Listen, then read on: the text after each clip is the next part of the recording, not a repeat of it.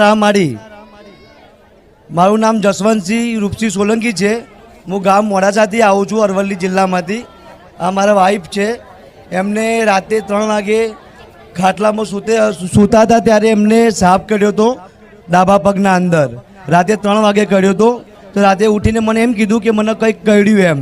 મેં કીધું રાતે શું કર્યું હશે? મેં કીધું તેને મને બતાવ્યું તો 2 ડંખ લાગેલા હતા।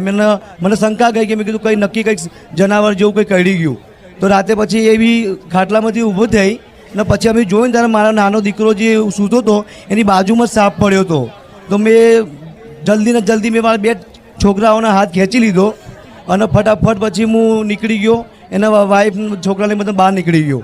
અને પછી ફટાફટ મારો એક મિત્ર હતો, એને ઇકો ગાડી બોલાવી મેં ફટાફટ।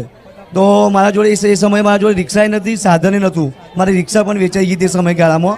પછી તાત્કાલિક મારો મિત્ર આવી ગયો ઇકો ગાડી લઈને,